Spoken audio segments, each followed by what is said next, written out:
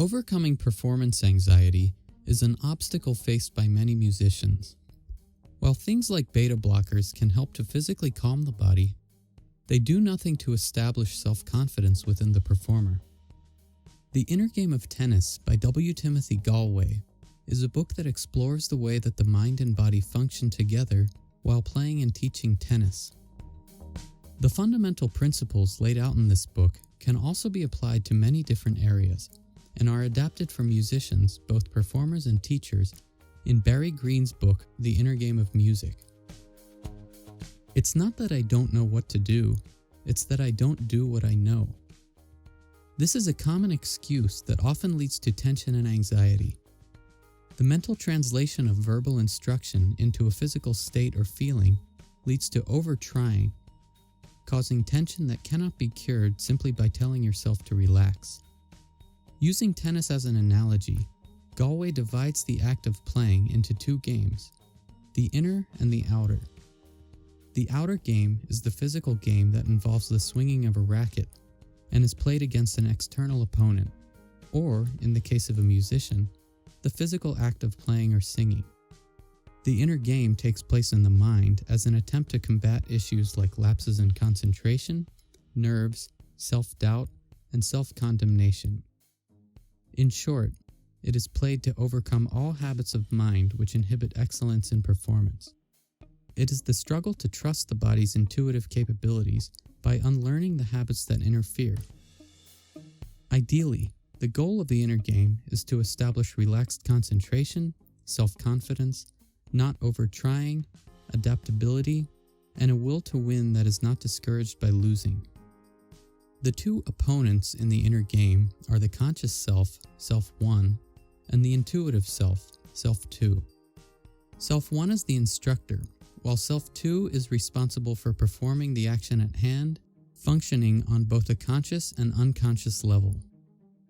For example, Self 2 is responsible for actions such as walking and breathing, which generally do not require thinking. Self 1 often does not trust Self 2 to perform up to the standard, and consequently gives instruction and criticism, causing anxiety. Try concentrating on your breathing. This is an action that our bodies do naturally. Conscious awareness makes it difficult to breathe with the same sort of regularity that our bodies are able to manage on their own. Gallwey quotes the author D.T. Suzuki, who wrote in his book Zen in the Art of Archery that man is a thinking reed, but his great works are done when he is not calculating and thinking. Unity between the two selves involves letting go of judgments. Judgments perpetuate the process of thinking and self-conscious performance. A bad evaluation of a performance leads to self-condemnation and instructions on how to correct the mistake. Even positive labels can have a negative impact by setting the mental standard of what is good, adding pressure for what's to come. In self-evaluation, objectivity helps in avoiding potentially emotional reactions that result from judgments.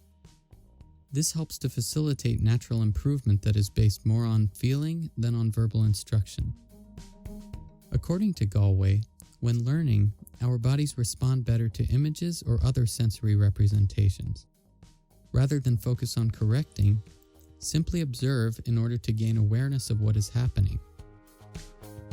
When a child is learning to walk, the parent does not provide a list of instructions and does not criticize the child when they fall. They simply observe and encourage. The child learns to walk by imitating what they see and remembering the way that it feels.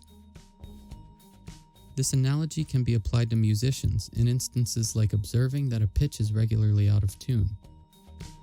When we correct intonation errors, we should do so by remembering the sound and physical feeling of the correct shift or pitch, and repeating it until our body remembers what to do, in such a way that does not cause frustration and tension, which can be the result of a negative judgment. Trust in Self 2 is the result of letting go of judgments. Let your body function and let it learn from mistakes. Making something happen and trying are the actions of Self 1. The conscious mind thinks that it knows how many and which muscles are needed to perform a certain task, and often uses muscles that are not needed. This method of thinking also raises the question, how can I just let something happen if I've never learned how to do it in the first place? Allow your body to learn through observation. To self 2, a picture is worth 1,000 words. Ultimately, the inner game teaches your conscious mind to help facilitate natural learning by serving as an objective observer and trusting your body's natural ability to function. While performance anxiety is not an issue that can simply be cured overnight, applying the principles outlined in this book, as well as in the inner game of music, can be an effective tool for overcoming performance anxiety.